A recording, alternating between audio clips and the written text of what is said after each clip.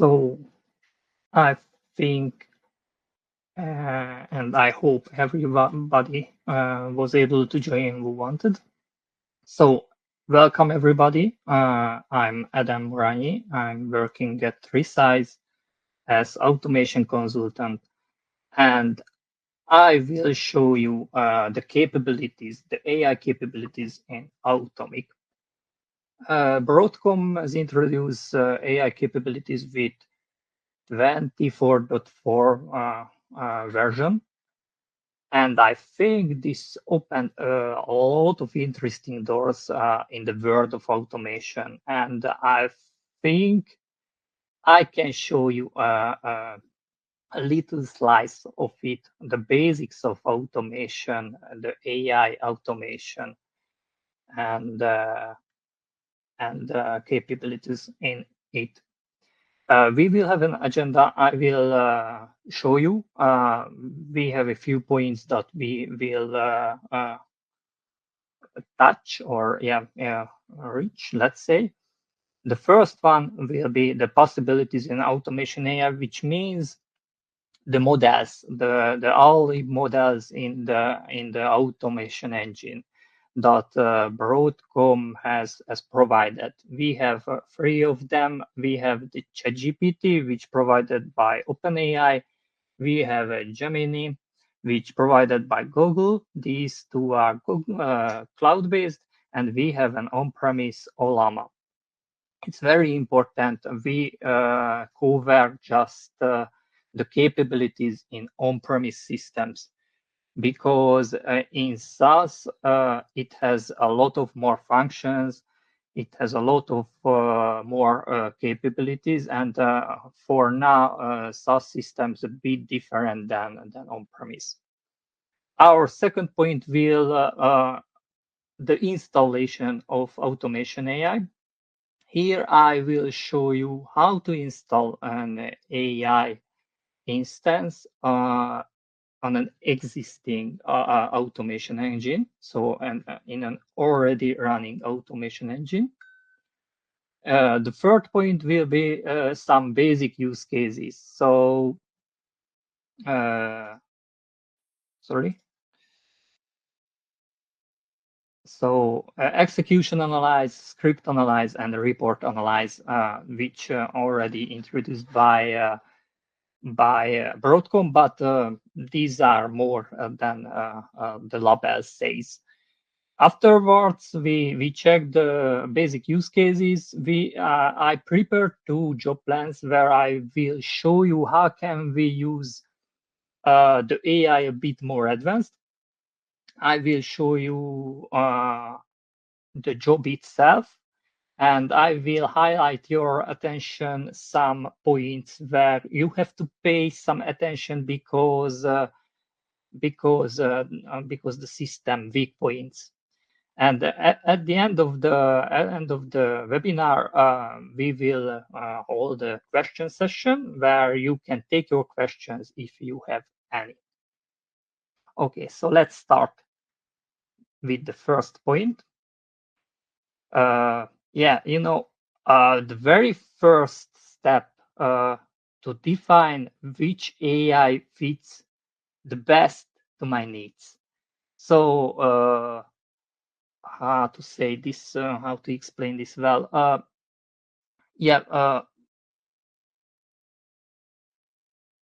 If you have a bank customer where privacy is very important, you won't be able to cloud-based AIs. So I have collected some viewpoints, some attributes based on what you can make the decision, and based on what you can decide what the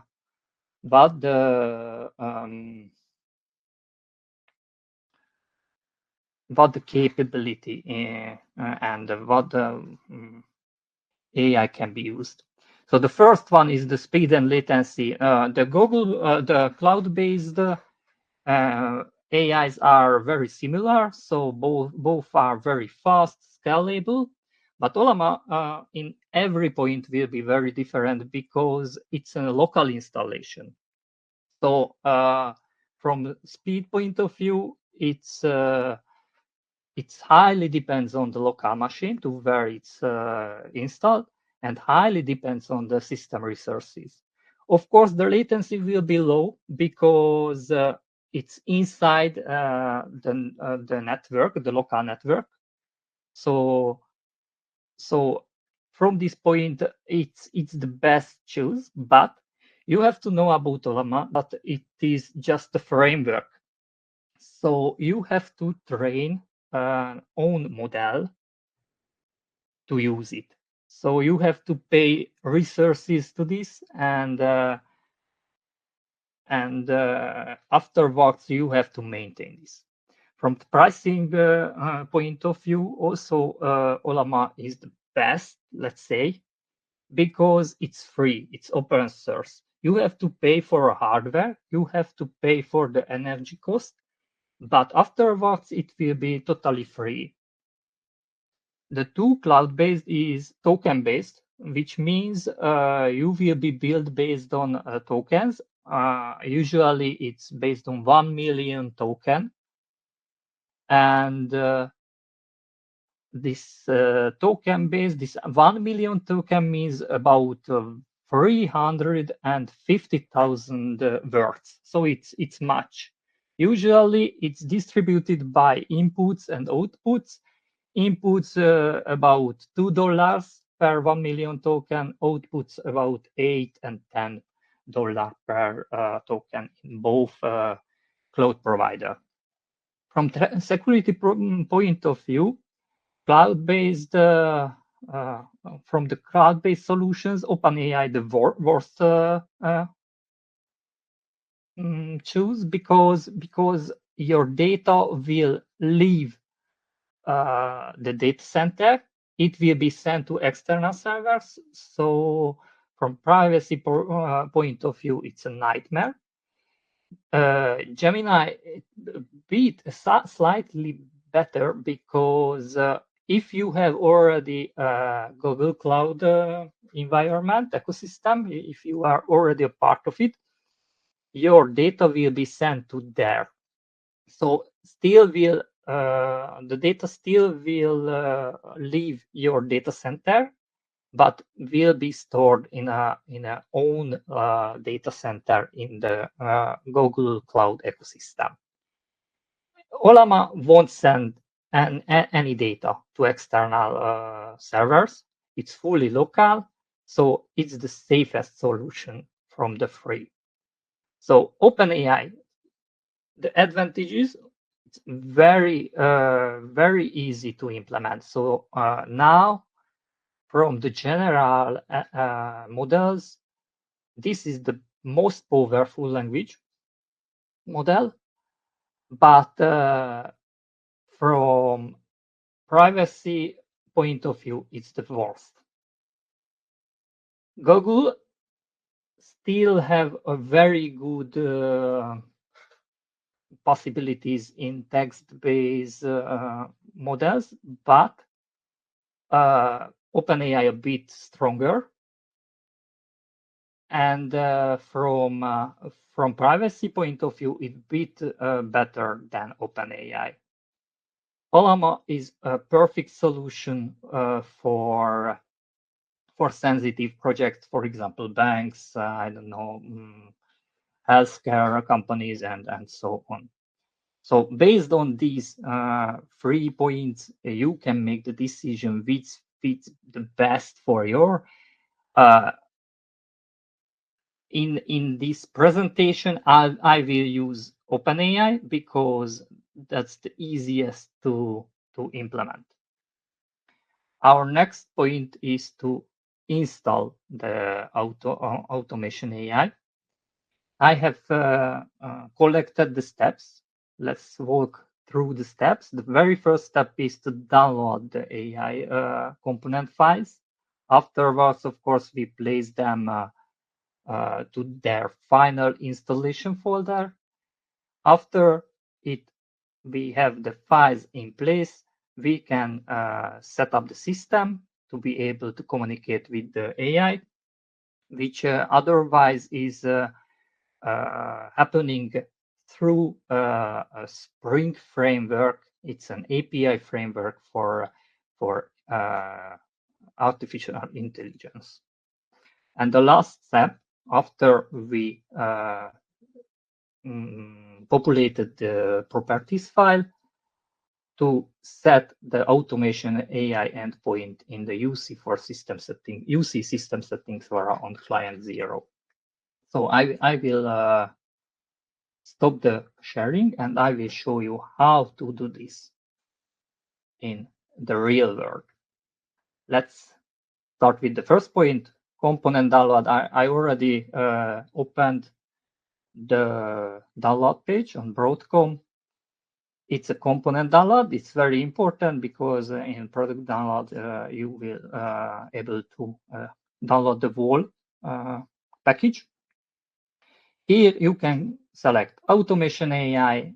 After a few seconds, the system load the other options. The latest version, of course, that's best for us. And afterwards, you can select the engine. Now Broadcom will list the installation files. Here you can download, unzip, and afterwards you will be used. I won't download it because I already prepared one.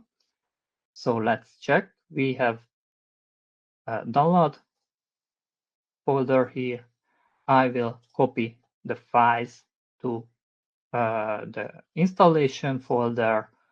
Let's create a new one. You can name it as you want. Sorry, I will put it here, not there. So let's name it to GenAI, for example.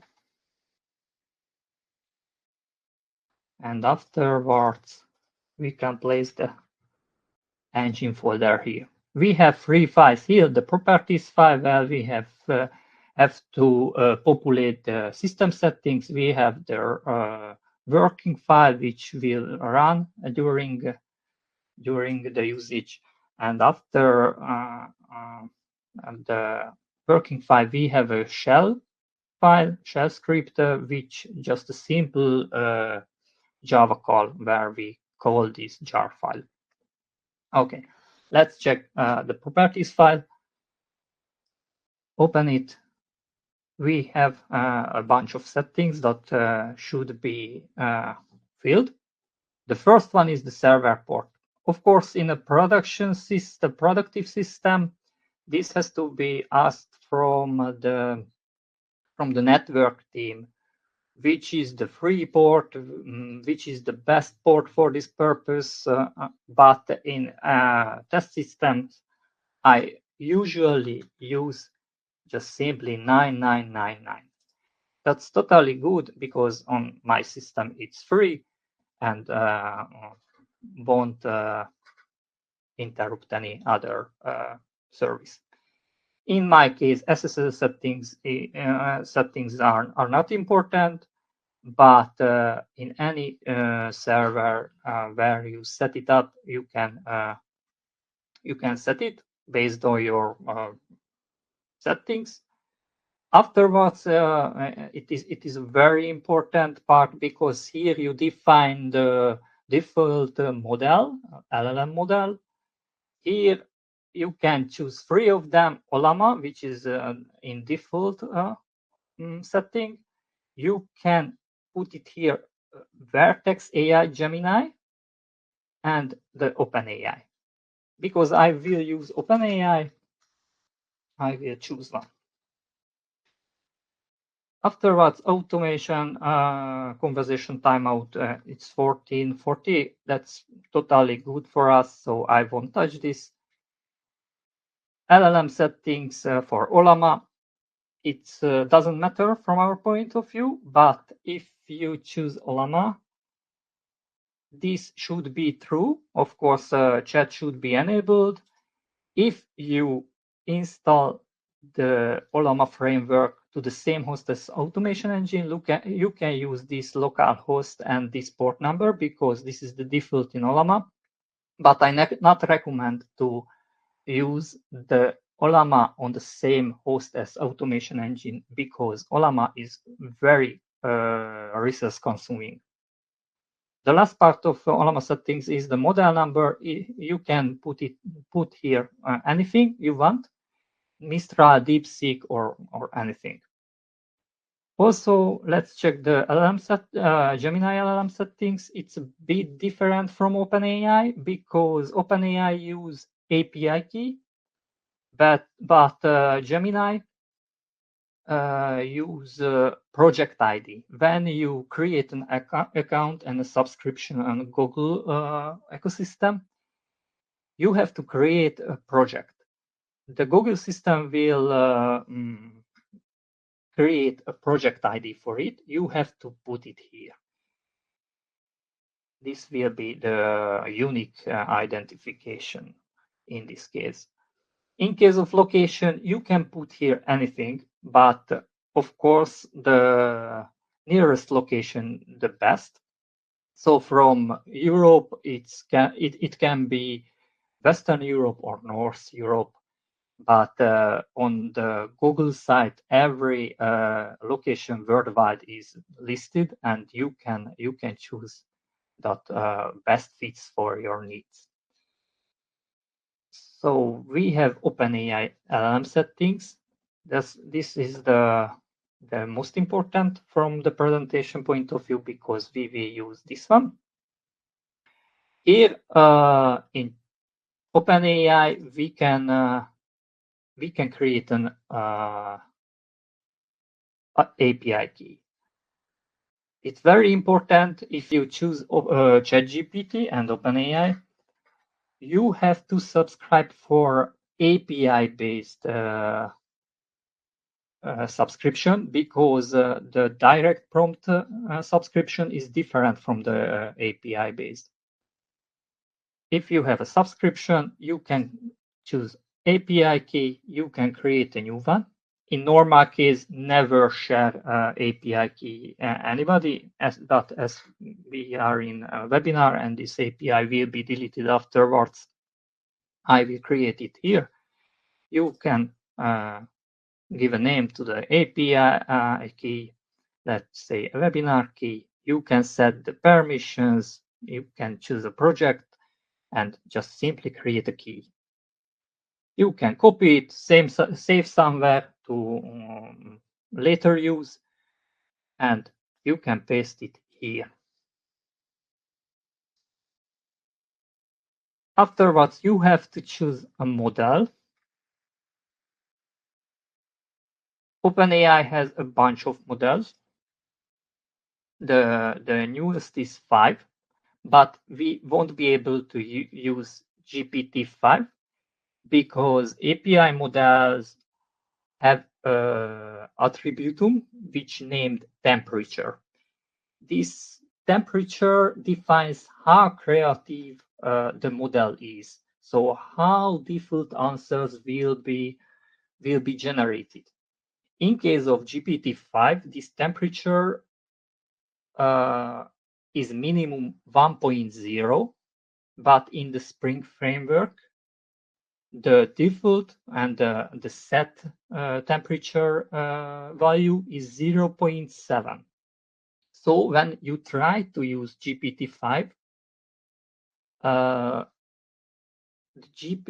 OpenAI framework will send you an error message that the minimum temperature value is 1.0. So this is the reason we won't use GPT-5 in this case, but we will use GPT 4.1. So I will define this here, GPT-4.1. I save the properties file because we have no other thing here to fill. I close the properties file and open the client 0, and I will add the automation AI endpoint. It will be HTTP, of course, Sorry, I mistyped it. HTTP, and in our case, it will be localhost. But of course, in other systems, it can be an IP address or the host name and the port number at the end of it. So Automation AI endpoint to the UC system settings var and save it. We have here this Automation AI endpoint. Important to not mistype it. And at this point, we have to start our AI solution. So just choose not this one, but this one.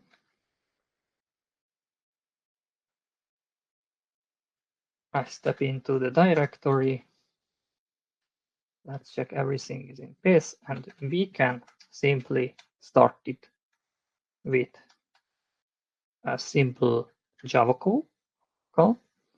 Of course, after testing, you can add this to the service manager and you can control it from the service manager dialog. But at the first start, it's better to start from here and you can see everything in place. If you have any error message or also you can check if everything went well. At this point on the AI system is ready to use. So let's check a sample job. We can analyze a script in few seconds. And here our answer to the question. Of course, Broadcom prepared with some background the API request.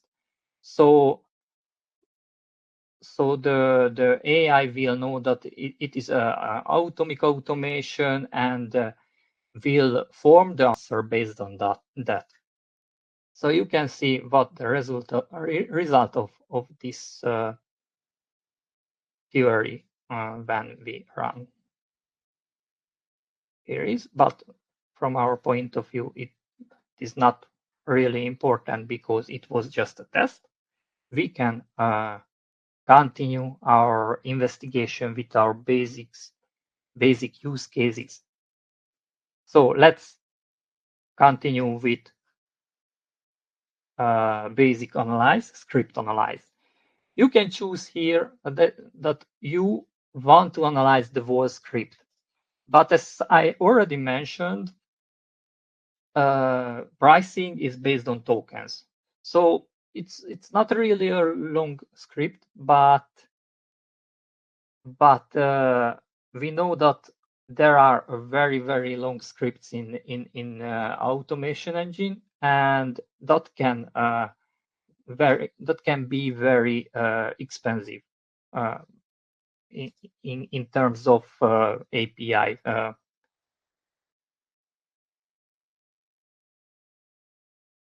Yeah. So you have the possibility to just select one line. For example, I don't know what does it mean, PowerShell, compress, anything, because I'm not a PowerShell expert, and I can select analyze. And here, AI and Automic are smart enough to just put this selected line and send us an analyze about this line. We will receive some explanation. We will receive some recommendation. How can we fine-tune the script, let's say? And we will receive some best practices. How usually good to implement these solutions. Let's see. Afterwards, we have a possibility to analyze executions. We have the possibility to analyze whole execution or just the report. Let's start with just execution. Here in the right click in the monitoring menu, you have the analyze last execution button. In this case, you will receive the analysis about this after few seconds.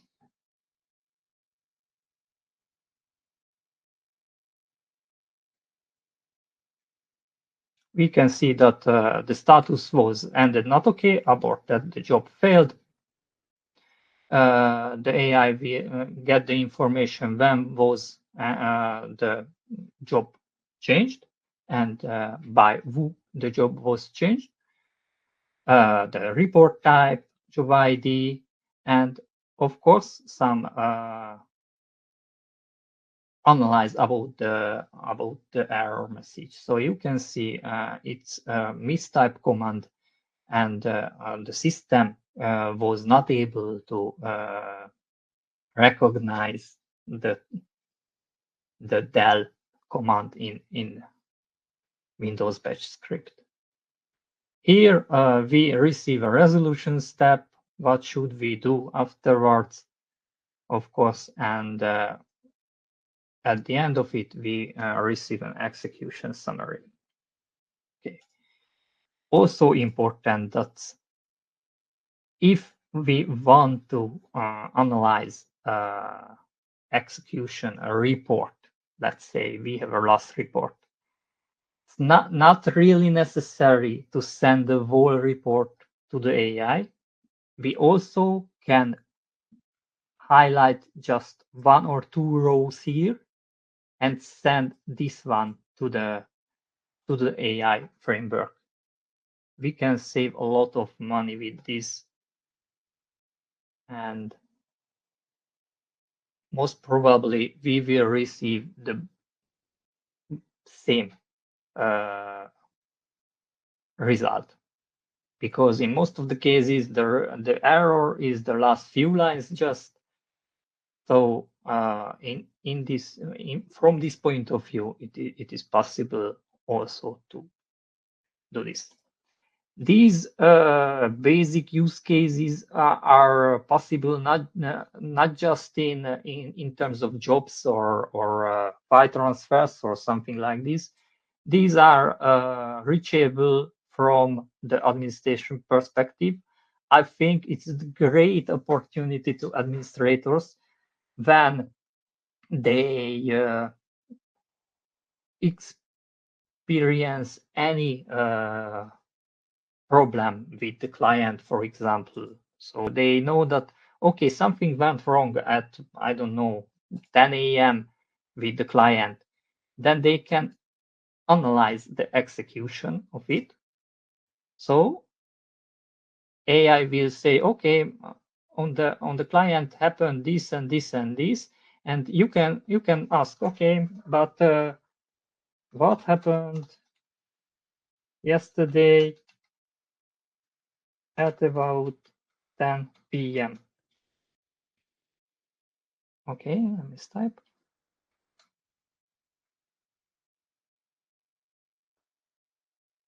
And AI try to analyze this and will answer based on the provided execution, but there is no record activity. And it will say, okay, there was no activity, but the last successful before it was an import at 5 a.m. So I think this is a great opportunity to administrators to make the investigation faster, not just from client point of view, but on agents also, or client queue, or anything. It's really, really useful in the future.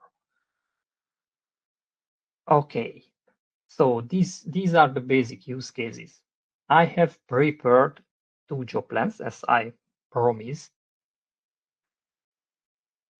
Let's go to the process assembly, and we have a documentation. So nowadays in automation engine and everywhere where we develop jobs, documentation is every time a problem. Not because the developers are lazy, but simply they have no time properly document the jobs, the scripts, and the other stuff. But AI can do this instead of them. And I can show you how this can happen from automation engine. This is a very simple job plan, and I won't show you every part of it. I will show you just the important part. But basically, I tell you what's happening here. We will, when we trigger the job plan, it will prompt for an object, for a job. And based on that, it will export it, will pass the XML, and we'll get the script content, and this script content will be sent to the AI. AI will create an analyze about it, will create a documentation, and afterwards, in this job, we will write it to the XML and import it back to the system. Of course, the mechanism can be fine-tuned with Java API or REST API or something like this, but it is not important how this is exported, important or modify the object. The important part is how the AI will provide us an output, let's say. Let's check this part of the object. Here we have to check. So it's very important in Ask AI function because ChatGPT, Gemini are very creative models. They can use a lot of symbols that will mix up our script. So we have to take care of it, the problematic signs, and we have to handle them. You can see the prompt here. We have 3 prompts, and I will tell you why. It's a very important part here. This sentence. Keep the answer under 1024 characters.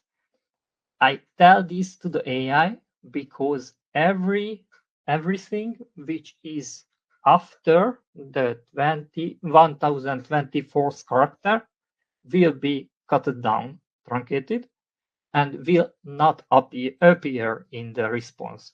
This is the limitation of this Ask AI function. So this is important to define the AI that it should not be longer than 1024 characters. And I also, as initially mentioned, also define that it will be an XML file. So don't use any characters that can mix up the XML, because otherwise that can ruin the job when I import it back. So let's have a look at how this looks like in the tests. Let's execute the job plan itself.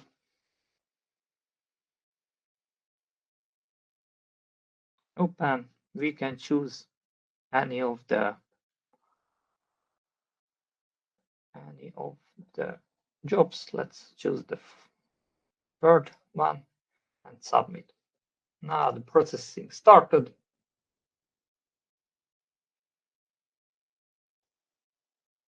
Still running because we are waiting for the response from the AI, and it's finished. Okay, what was the job that we chose? It was the third one. And this is the process part. We have, as far as I remember, we have a pre-process file and the post-process part of the job. And let's check the documentation. You can see it is an automated documentation. So I stated here that it's an automated documentation. So be careful with this. because sometimes AI can say stupid things, but we have the analyze of the script parts. So you can see putout is a script command used to assign or update attribute, and you can see every part of the job was analyzed in 1024 characters. Okay. We have another prepared job plan, which is a job plan which intended to analyze a failed job. So whenever a job fails, let's check the job plan. It's much shorter. We have just 2 jobs. It will analyze the root cause, let's say, and will send the mail with the root cause and with the proposed solution. Let's test this job plan, but firstly I will, not this, but I will show you how this looks like here. I also stated that it can't be 1024 character, and because it will be sent out via mail, I asked the AI to not put any line breaks, but HTML-based characters to the script or the response. Okay, let's test it. Not this, sorry. We have some prepared job. Let's execute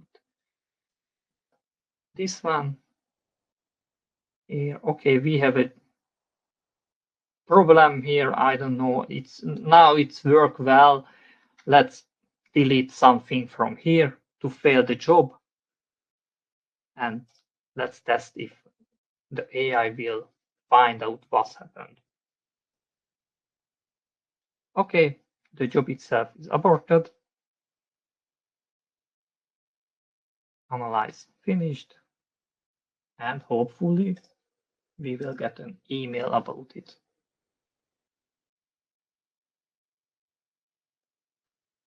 Just a moment. I will show you. Just open it.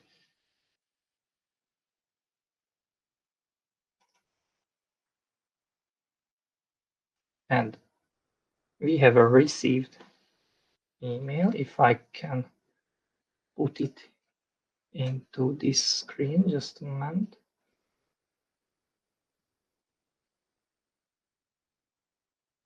Okay. Sorry.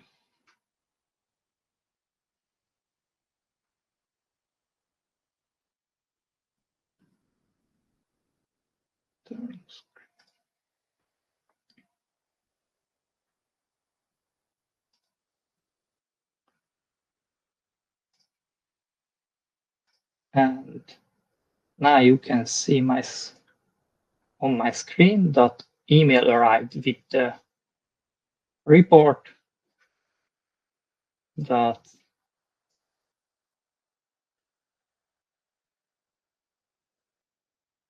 I just simply can't.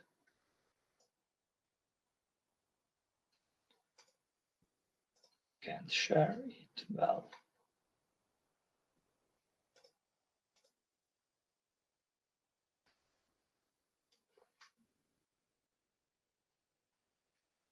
I just,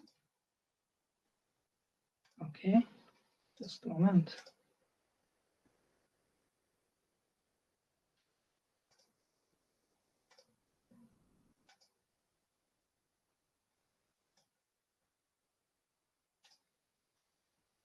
Okay, sorry for this. Now I solved it. So here we can see the answer mail from the artificial intelligence, the name of the job, the run ID. We send the report itself to the operator and the analyze from the AI. It says that the potential error is the missing bracket before 0-0, and it offers a remediation step that we should fix this way, and afterward we can try to rerun the script. Yes.